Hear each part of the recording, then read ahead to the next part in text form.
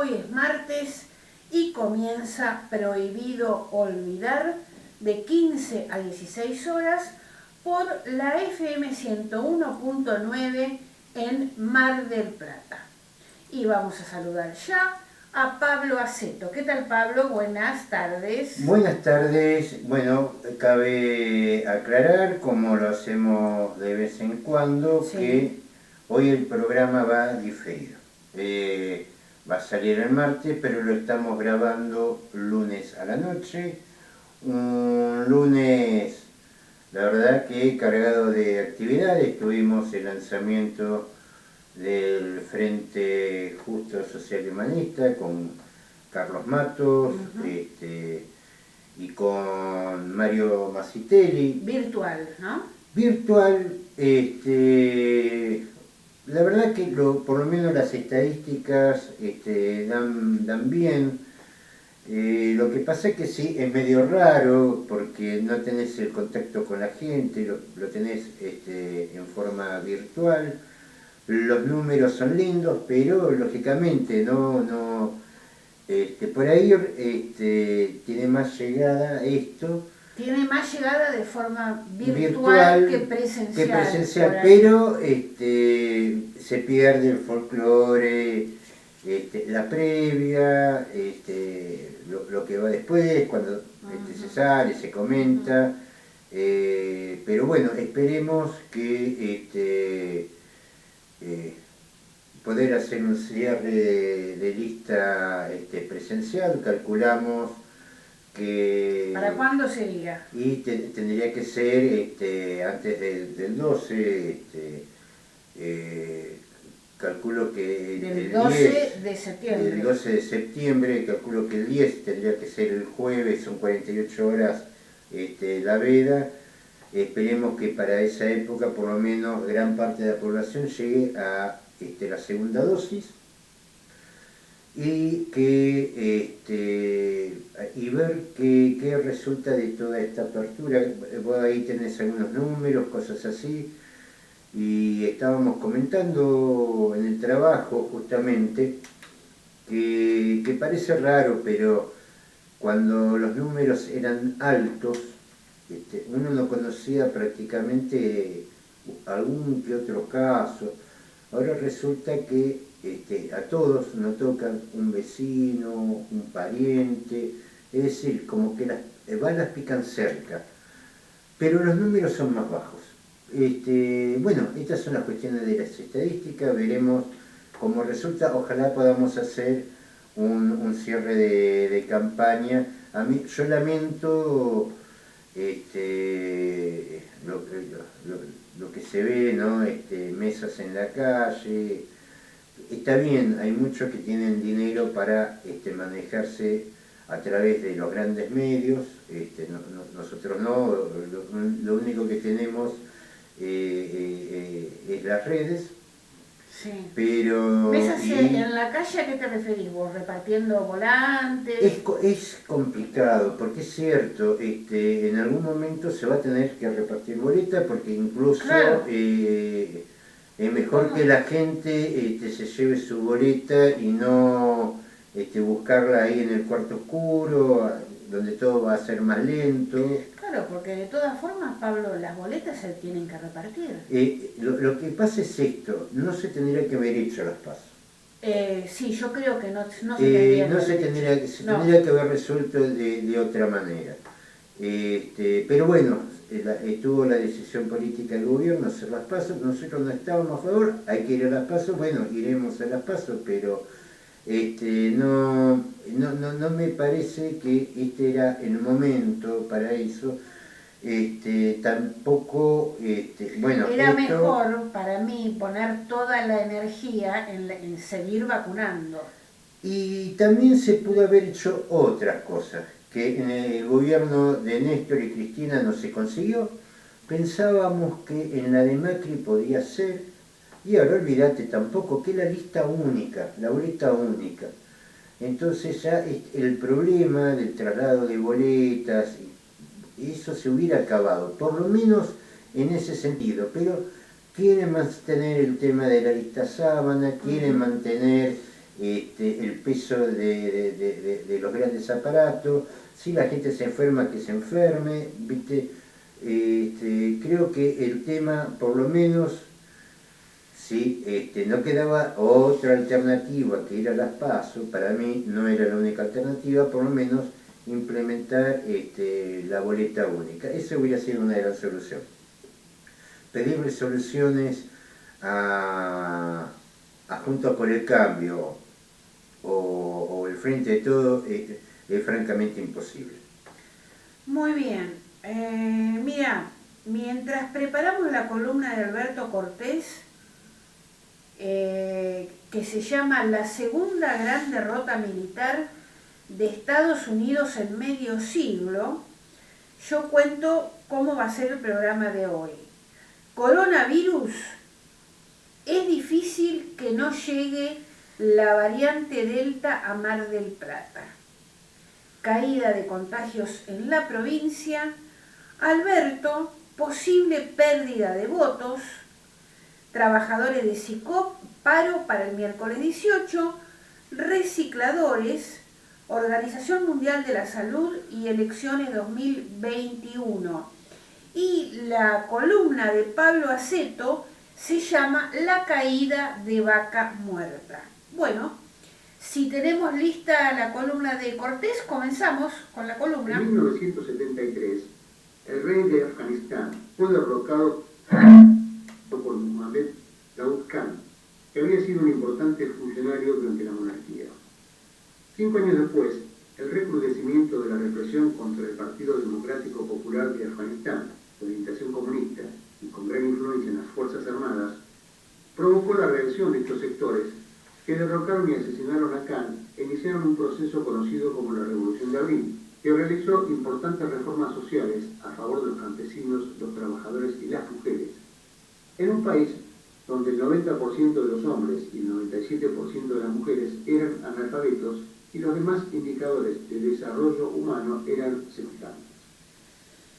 También fue un gobierno represivo y tanto este aspecto como los cuestionamientos al patriarcado, muy arraigado, en especial en las zonas rurales, condujeron al levantamiento de los sectores islamistas conocidos como mujahidines, con el apoyo de los Estados Unidos, que lanzó la Operación Ciclón, procurando aprovechar la situación en el contexto de la Guerra Fría en 1978, durante el gobierno de Carter.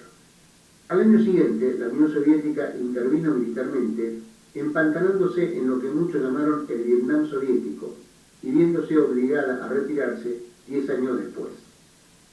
En 3 años más, los mujahidines derrocaron y masacraron al gobierno comunista, pero hasta 1996, por otros 4 años, las fracciones mujahidines combatieron entre sí, imponiéndose los talibanes. En el poder, los talibanes aplicaron una de las más estrictas interpretaciones de la ley Sharia vistas en el mundo musulmán y en el mundo en general, particularmente por el trato a las mujeres. Obligadas a usar el burka en público, no se les permitía trabajar ni recibir educación después de los 8 años, y hasta entonces solo se les permitía el estudio del Corán. Tampoco ser atendidas por médicos de sexo masculino si no eran acompañadas por un hombre, lo que llevó a que muchas enfermedades no fuesen tratadas. Se enfrentaron a la flagelación y ejecución pública por violaciones de las leyes de los talibanes, también a mutilación. Debido a que se les prohibió a las mujeres trabajar, la educación para los niños colapsó, puesto que la mayoría de los docentes eran maestras. Se prohibió, en especial para las mujeres, los deportes, bailar, aplaudir, volar barriletes, representar seres vivos, la fotografía y la pintura. Se prohibieron la música y la interpretación visual de cualquier forma humana o animal. Se dinamitaron monumentos históricos de 15 siglos, patrimonio de la humanidad. Siendo los talibanes sunitas, muchos chiitas y también de otras religiones no musulmanes fueron masacrados. La violación por los talibanes de muchas normas internacionales, incluido el respeto a los diplomáticos extranjeros, hizo que solo 3 países reconocieran a su gobierno: Pakistán, que había sido la base operativa del movimiento mujahidín; Arabia Saudita, que hasta en medios de propaganda norteamericana, como el canal History Channel, se reconoce que este estrecho aliado de Estados Unidos había sido el creador y patrocinador de Al Qaeda; y por último los Emiratos Árabes. Tras el ataque a las Torres Gemelas en Nueva York, cometido no por afganos, sino por sauditas, el 11 de septiembre de 2001, Estados Unidos exigieron a los talibanes la entrega de su aliado Osama Bin Laden, a quien culpaban por los atentados. Los talibanes hicieron ofertas de entregarlo o juzgarlo si los Estados Unidos entregaban pruebas de su culpabilidad, a lo cual estos se negaron. Debe tenerse en cuenta que recién en noviembre Bin Laden reconoció la autoría. Estados Unidos invadió el país en octubre, junto con otros países de la OTAN y en articulación con sus aliados internos de la Alianza del Norte. No encontraron a Bin Laden, a quien recién asesinaron, según su versión, 10 años después en Pakistán, pero desplazaron a los talibanes del poder y comenzó entonces un ciclo caracterizado por la guerra civil permanente y el encumbramiento de Afganistán a primer productor mundial de opio y su derivado, la heroína. Los talibanes se habían financiado y se financian hoy en alto grado de estas producciones, pero mientras fueron gobierno habían casi erradicado las mismas.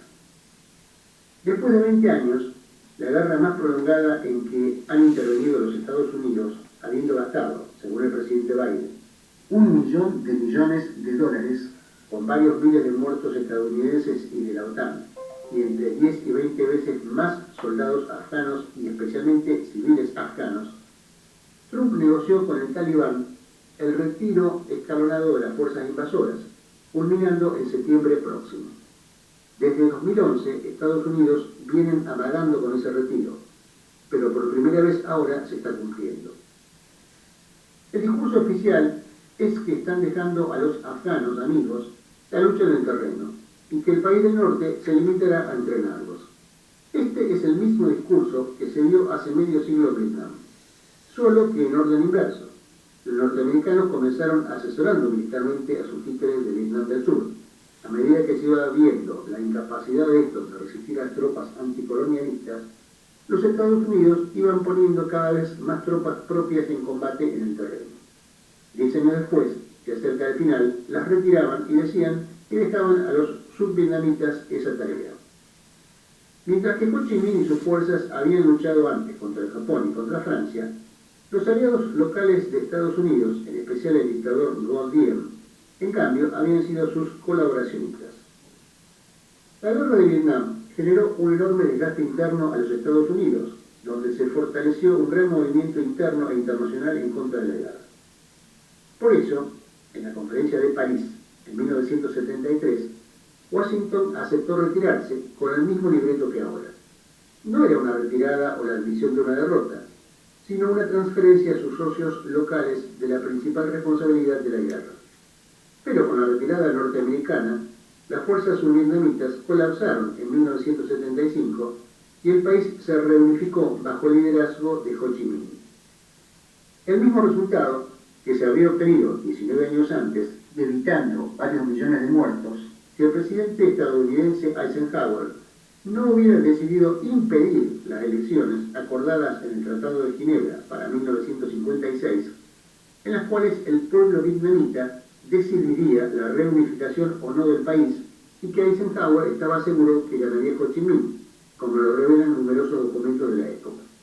Por eso Estados Unidos decidió impedir la libre expresión de la voluntad de los vietnamitas. En Afganistán, Estados Unidos capitalizó sus flancos débiles de la guerra de Vietnam, en la que el espectáculo televisado de los cuerpos de los soldados norteamericanos, conscriptos en general, muertos allí, fortaleció al movimiento pacifista. Ahora van soldados profesionales. En todo lo que se pudo, delegaron en fuerzas locales los combates, especialmente terrestres, como se aprecia en los porcentajes relativos de bajas de cada fuerza. Contrataron más mercenarios que las tropas propias que usaron, involucraron a todos los aliados posibles, recurrieron en gran escala a los drones. Todo esto no alcanzó.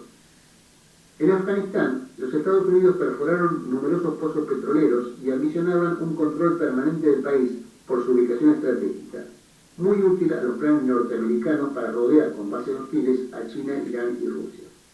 Fronterizas las dos primeras y relativamente cercana la última. No pudo ser. Una potencia en declive como el país del norte no puede permitirse ese lujo por... Tal como en Vietnam, La retirada de Afganistán, muy criticada en su aliada Gran Bretaña, donde se habla sin eufemismos de derrota, está produciendo el colapso del gobierno de Kabul. En una semana, los talibanes tomaron 9 capitales provinciales, incluidas la segunda y tercera ciudades del país. Kabul, si es rodeada y aislada, terminará cayendo también. Las promesas talibanes de no permitir que el país vuelva a ser base de grupos terroristas o de cierto respeto a los derechos de los afganos son prácticamente imposibles de garantizar. Nuevas oleadas de migrantes invadirán seguramente a los países vecinos y finalmente a Europa. Además, es imposible comprender el desarrollo del terrorismo islámico en el mundo, desde Al-Qaeda hasta el Estado Islámico, sin mirar desde el financiamiento y armamento estadounidense a los mujahidines anticomunistas hasta la invasión de Irak. En Afganistán, después de 40 años de guerra financiada por los Estados Unidos, la mitad de ellos involucrando desembosadamente tropas propias, todo está peor que antes. Muy bien, hemos escuchado la columna de Alberto Cortés. Hay que decir algo, Sí. La columna, Alberto, que nos distingue toda la semana con su análisis, Sí. es del jueves pasado. Sí. Entonces, por eso, bueno, bien había analizado él la caída de Kabul porque ya cayó. Claro. Así que sí quiero hacer ese comentario porque la verdad que los acontecimientos al final le están dando la razón que venía anunciando Alberto desde la semana pasada. Muy bien. Coronavirus, es difícil que en los próximos meses no llegue la variante Delta a Mar del Plata. Con el fin de completar los esquemas de inmunización contra el coronavirus, ante la inminente llegada de la nueva variante, la provincia avanza con la aplicación de vacunas combinadas. Gonzalo Corral, médico infectólogo, manifestó que es importantísimo que completemos el calendario de vacunación. La provincia avanza en la aplicación de dosis combinadas para completar esquemas de inmunización contra el coronavirus en el marco de la campaña de vacunación con posibilidad de demanda espontánea y la alta aceptación de la estrategia de intercambiabilidad de inoculantes. En ese marco, autoridades sanitarias han revelado que hay un muy buen nivel de aceptación entre los adultos mayores y personas con factores de riesgo que habían recibido una primera dosis de Sputnik V para combinar con una segunda vacuna de otro laboratorio en porcentajes que van del 75 al 80% de los convocados.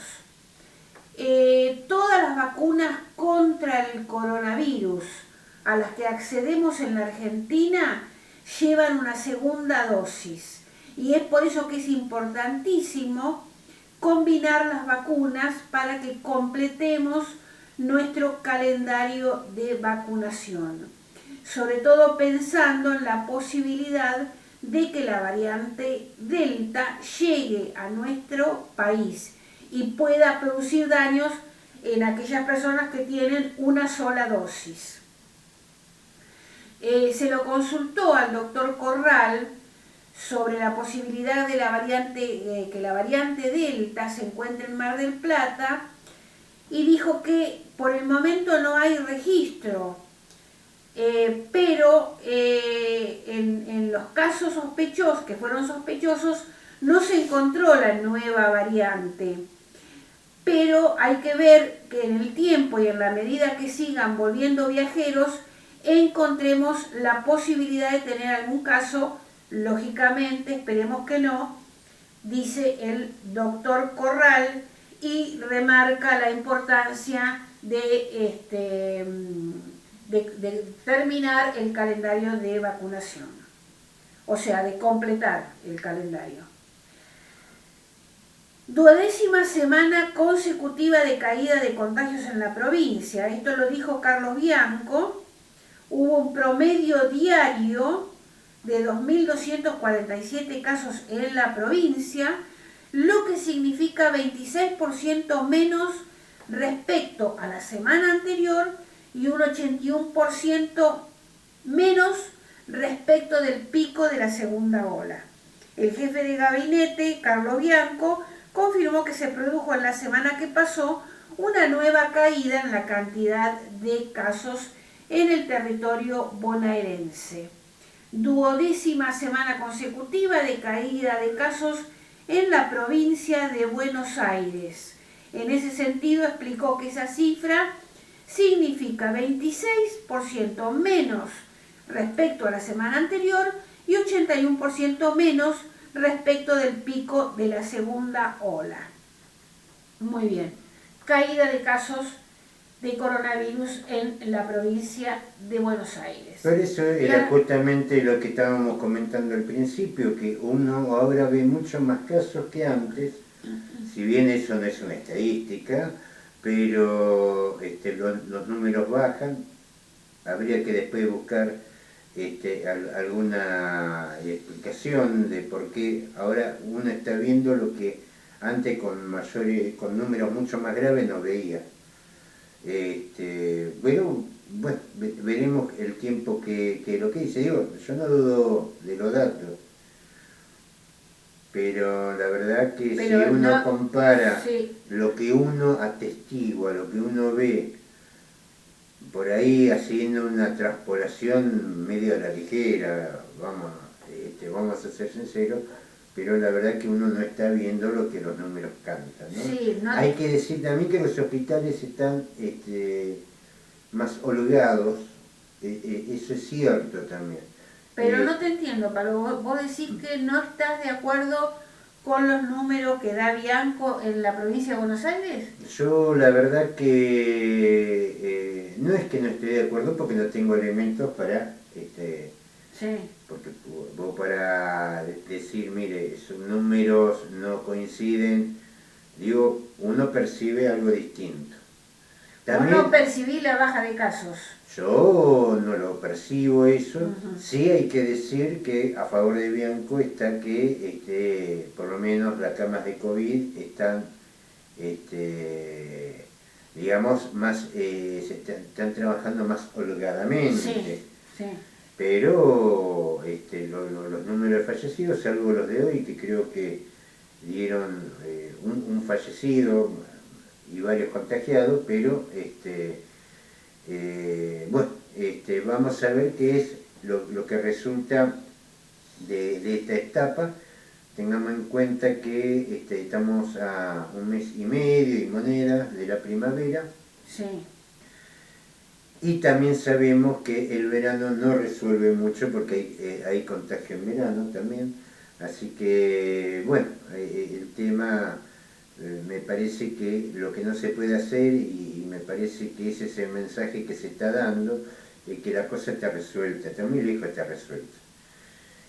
Esa palabra tan complicada que dijiste, que van a mezclar las vacunas porque no queda otra, porque los sistemas de producción no están alcanzando. Y no, es así, no queda otra. Ha llegado a los países centrales, porque tienen plata. Nosotros somos el último orejón del tarro, tampoco somos África. Ahí ya la cuestión es, ya la gente se muere y no sabe si es por SIDA, si es por sífilis, si es por coronavirus, saben que juntan muertos. Bueno, eso es un desastre, ¿no? No estamos a ese nivel, pero tampoco somos un país donde todos dicen resolvámosle el problema a los argentinos. No le importa el problema argentino. Argentina tiene que ir a buscar sus soluciones. Y la verdad que, bueno, ante las circunstancias, sí, vacunate con lo que hay. Exactamente. Vacunate con lo que hay. Es lo que están diciendo. Más, y preparar el otro brazo para el tercer pinchazo, porque todavía no hemos resuelto la segunda dosis y ya en el mundo se está hablando de una tercera dosis. Sí, sobre todo dicen de una tercera dosis para la población que sería de riesgo. Para mí de riesgo son todos ahora. aparte, ahora estamos con la variante Delta. Y además de acá a unos meses no sé con qué variante nos vamos a encontrar. Entonces apuremos la vacunación. Tengamos en cuenta que ya, que estamos en 1 año y medio de pandemia, un poco más, ya hay 5 variantes. Que no venga la 6ª variante, porque a ver si a esta altura tenemos 5 variantes, hablemos, no sé qué será para septiembre.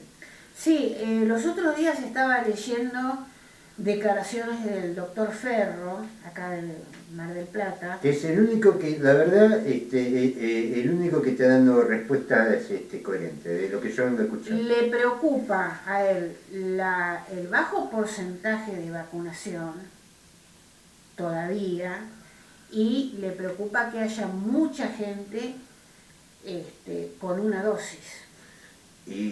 O solo una dosis. Y a mí me preocupa este mensaje, que si bien en algún momento tienen que hacer una apertura, porque no,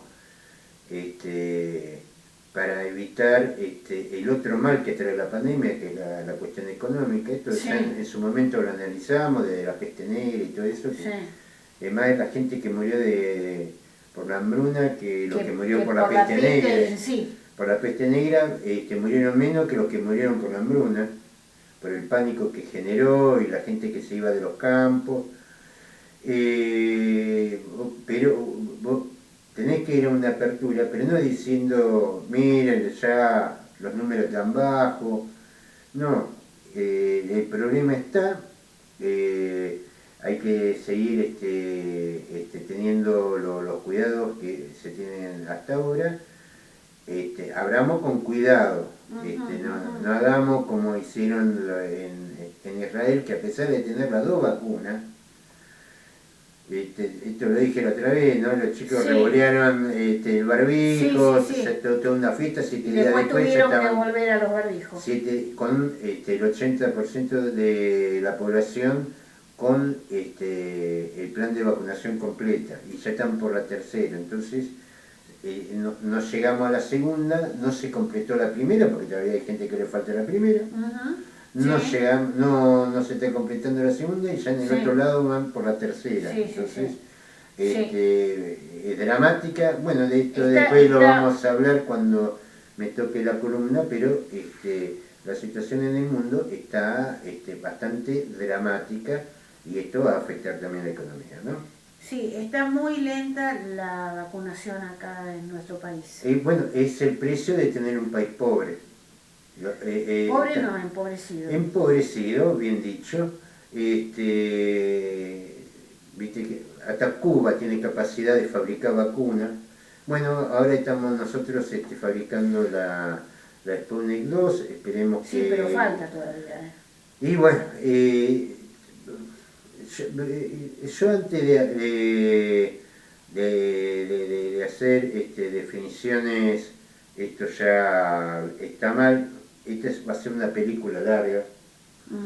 Hagámonos la idea de que con esto vamos a aceptar un par de años más, así que aunque salga, estaba previsto que saliera a finales de agosto, que salga en septiembre, que salga, porque va a hacer falta, y hay que ver cómo se soluciona el tema de la 3ª dosis, donde sí, calculo que ya para el año que viene nos encontraremos con otras vacunas más eficaces, pero también el tiempo corre. Sí. El tiempo corre y los contagios aumentan, y es una combinación de elementos que favorecen para la creación de nuevas cepas, que pueden tener otras características. Esto es lo que por ahí preocupa, y que no es algo solamente de la Argentina, sino que es a nivel global. Muy bien, vamos a una encuesta. Alberto, el presidente, podría perder la mitad de sus votos por la foto del cumpleaños en Olivos. Un informe de Management and Fit muestra que el 22,3% de las personas que iba a apoyar candidatos del oficialismo podría cambiar su voto.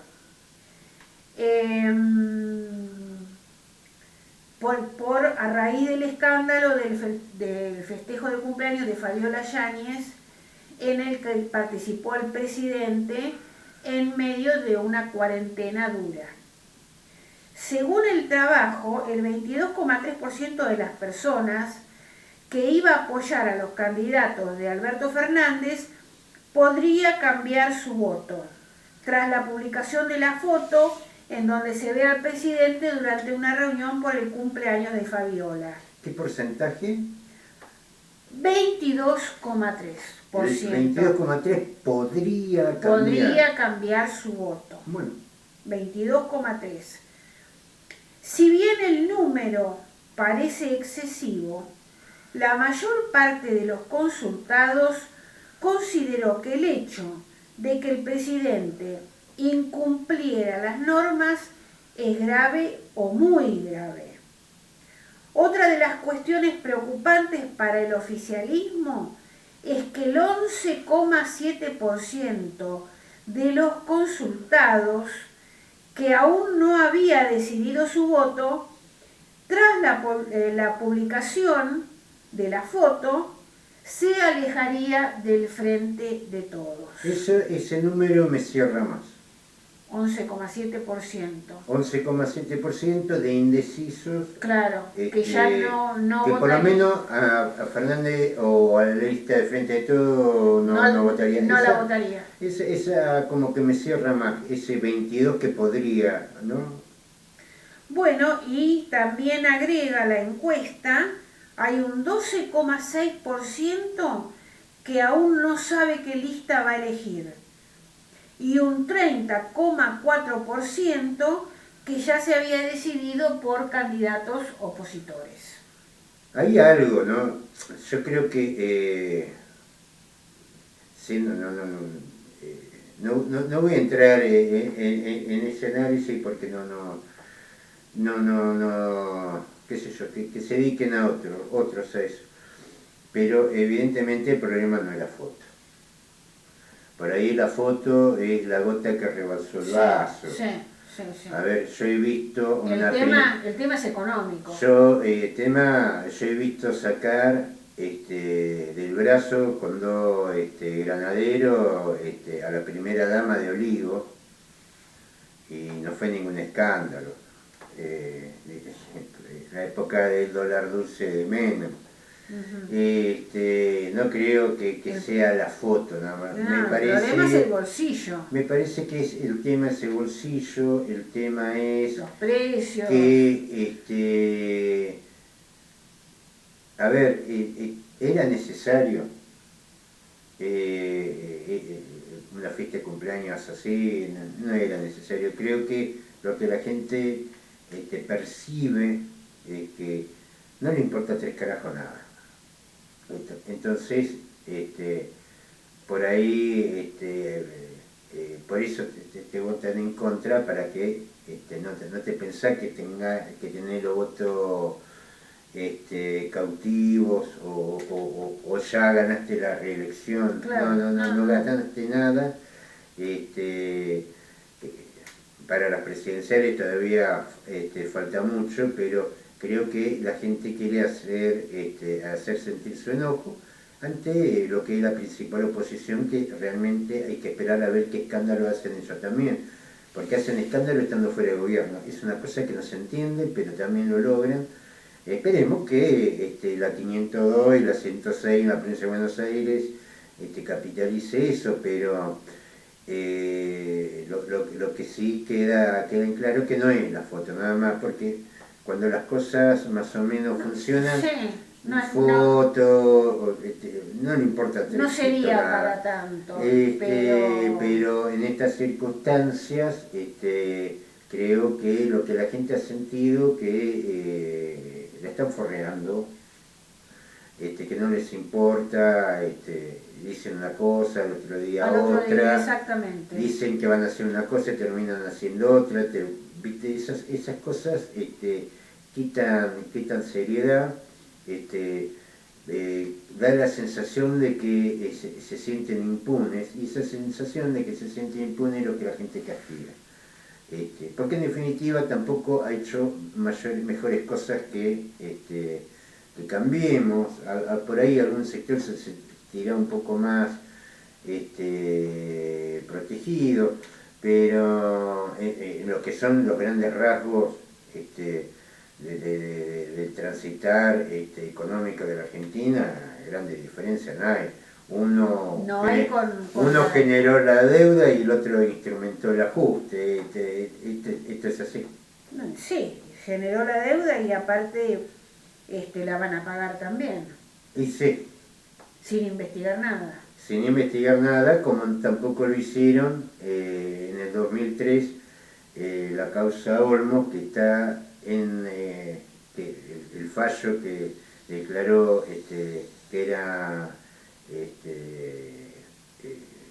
trucha la deuda externa heredada por la dictadura, está con fallo judicial desde el año 2000, que sí. La Cámara de Diputados y Senadores no la tratan. Entonces, ahí oficialismo y oposición ahí son todos iguales. Estuvo la Alianza, estuvo uno, estuvo el otro, estuvo Néstor, estuvo Cristina, estuvo Macri, ninguno investigó, tampoco van a investigar esto. Muy bien. Más del 90% de los consultados estaba al tanto del Olivos Gate. Al 60,2% le parece un escándalo que merece consecuencias políticas, mientras que el 29,3% cree que es un hecho para desviar la atención frente a las próximas elecciones. El tema le parece grave o muy grave al 76% de los consultados y poco o nada grave al 20,5%. Otra de las consecuencias del escándalo es la disposición de la población a cumplir con las medidas que proponga el gobierno. El 48,7% dice que está poco y nada dispuesto a cumplir con las medidas que se propongan, contra el 46,8% que está algo o muy dispuesto. Bueno, acá no hay mucha diferencia, 48,7% dice que está poco dispuesto a cumplir con las medidas que proponga el gobierno y el 46,8% que está algo o muy dispuesto a cumplirlas. Bueno, pero ahí hay un problema, que vos la medida que tenés que tomar es contra el coronavirus, no contra el gobierno. No sé, estamos ante un evento, vos podés estar muy en contra de Alberto, muy en contra de China, de Estados Unidos, vos podés estar en contra de lo que vos quieras y a favor de otro montón de cosas. Ahora lo que no se puede negar es de que hay una pandemia. Las medidas no son para favorecer a Alberto o desfavorecerlo, es en contra de la pandemia. Sos vos el que te va a enfermar, no Alberto. Alberto ya se contagió, la pasó bien, la pasó bárbaro, nos alegramos por eso, pero la medida es, y los controles y los cuidados que hay que tenerlo por respeto de la gente que necesita trabajar. Porque cuando salimos a boludear con fiestas clandestinas, con cumpleaños innecesarios, yo no sé, yo tengo 58 años, hace 51 años que no festejo un cumpleaños porque no me interesa eso, pero se ve que la gente no puede vivir sin festejar cumpleaños. Bueno, bárbaro, hacelo con cuidado, porque eso después genera una situación donde el tipo que precisa parar la olla, la mujer que precisa poner algo sobre la mesa, están parados porque la pandemia se recrudece. Después llegarán elecciones, votaremos a uno, votaremos a otro, pero ellos van a estar bien igual. El tema es, yo me imagino ahí en el shopping, está Fede, me imagino Macondo, Costa Azul, que están ahí laburando. Esa gente precisa seguir laburando, entonces sí. En la medida que todos nos cuidemos, esa gente va a poder seguir trabajando. Sí. Si no, se corta todo. estamos viendo otra vez negocios donde hay cola, sin cola afuera, bueno, qué sé yo. Pero por lo menos algún cuidado hay, bueno, esas cosas hay que defenderlas, porque después la consecuencia no la va a pagar, no la va a pagar ni Alberto ni Macri, ellos están parados, el precio lo va a pagar el que vive de no su puede, laburo, claro, el que y no vive puede de su trabajar. laburo y no puede trabajar. Muy bien, Pablo, vamos a pasar a tu columna, La caída de Vaca Muerta. Bueno, crónica de una muerte anunciada. ¿Hace cuánto que venimos hablando? Desde que está el programa que venimos hablando sobre este tema. Algunos dicen la situación se aceleró por el coronavirus. Yo la verdad que no me... Sí puede ser en algún aspecto, pero la política de fracking tenía fecha de vencimiento, y esto lo hablamos más de una vez, dimos fundamentos, hablamos, contamos unas... nos dimos, creo que tuvimos como 3 meses durante el 2019, los programas están, lo pueden ver, hablando de lo que es la formación Marcelo, lo que fueron las expectativas iniciales que después no se cumplieron, cuando los norteamericanos pensaban que a través del fracking iban a tener pozos que iban a dar 50 años de petróleo y gas, y resulta que daban uno y tenían que hacer un agujero, 2 agujeros, 10 agujeros. O sea, tenían que salir a buscar producción para sostener la inversión. Bueno, ese fue, si bien Norteamérica con eso logró el autoabastecimiento, pero ya al poco tiempo se veía que a largo plazo eso no iba a funcionar. En especial por lo que era el costo de producción. Lo trágico, y eso fue en 2013, si mal no recuerdo, porque ya para el 2013 eso ya se sabía. No lo sabían al principio los norteamericanos cuando empezaron, pero ya para el 2013 los informes estaban que la producción de fracking iba a tener costos que inicialmente no se esperaban. ¿Por qué? Porque a un pozo, al producir un año en vez de 50, vos lo que tenés que hacer después es seguir perforando, generando más costos, generando más pasivo ambiental.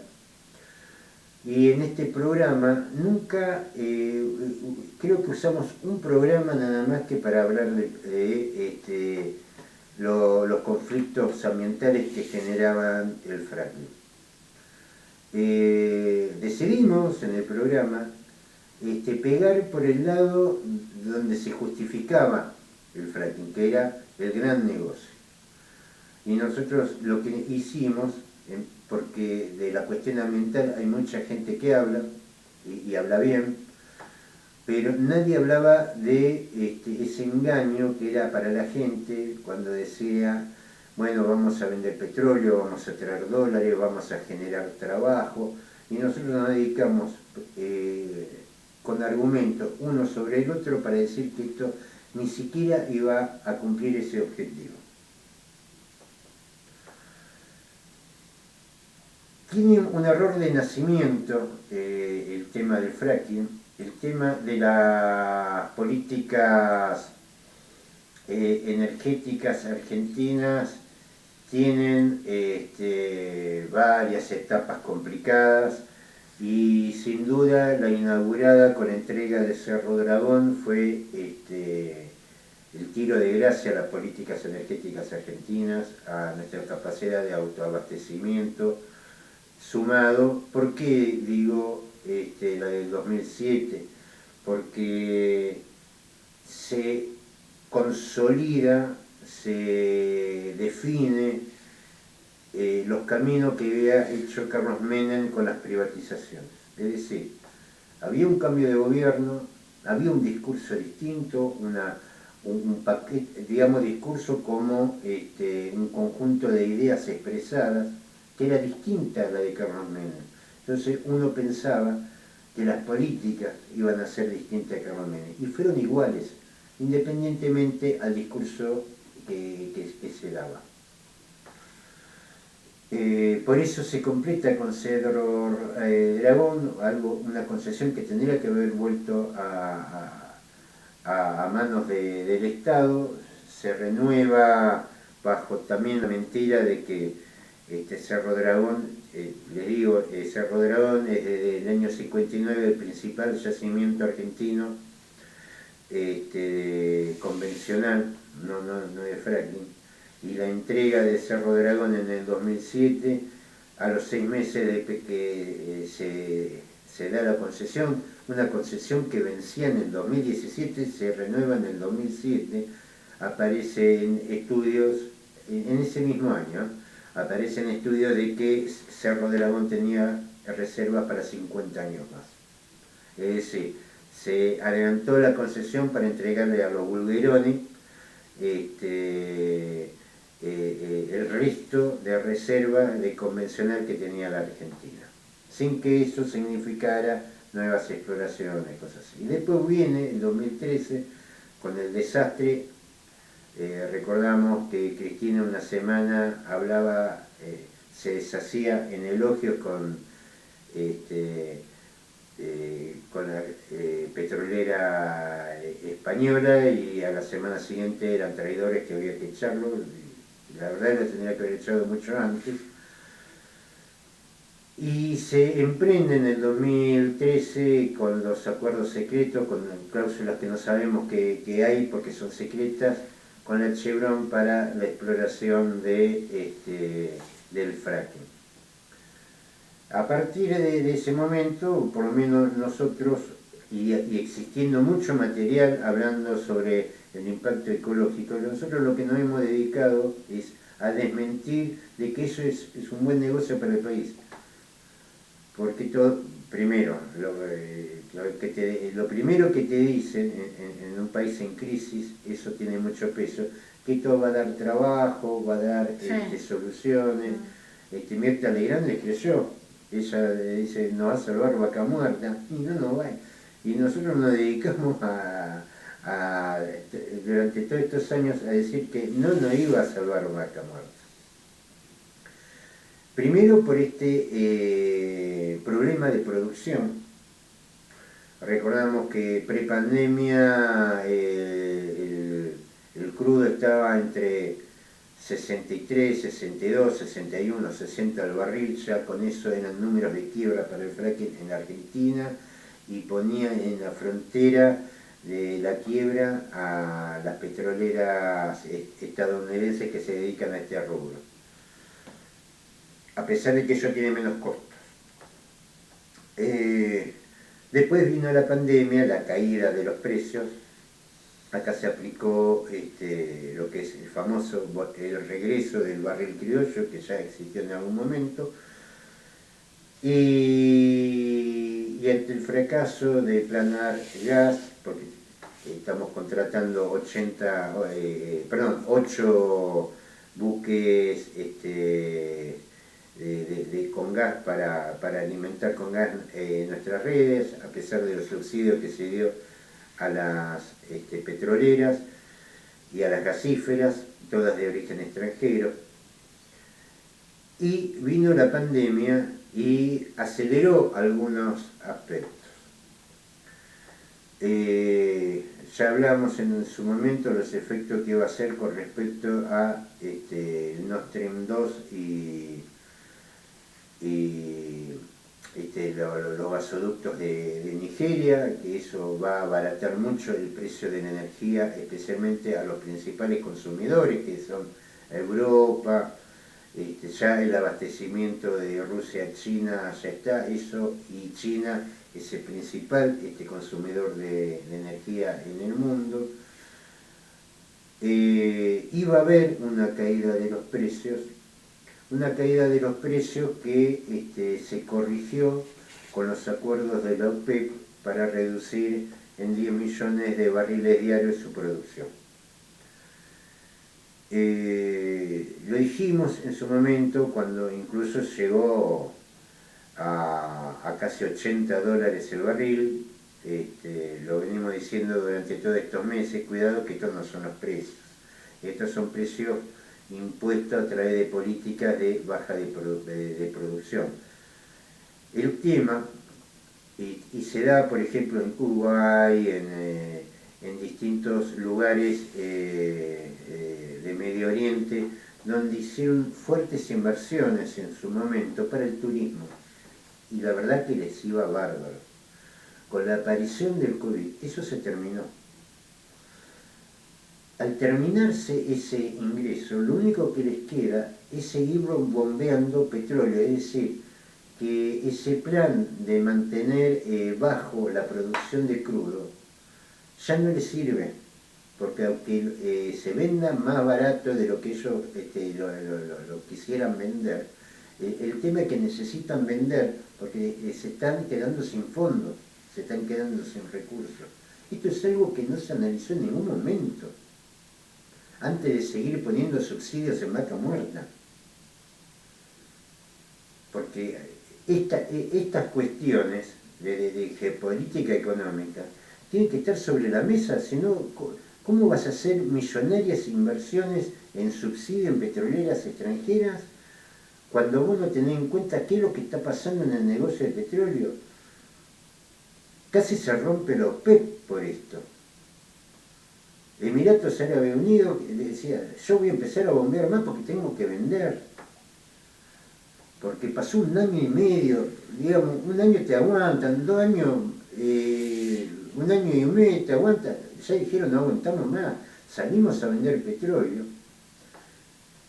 Y de esos casi $80 el barril, hoy cerró, y este es un número válido para mañana, a pesar de que el programa va diferido, porque es el cierre de hoy, 69,67.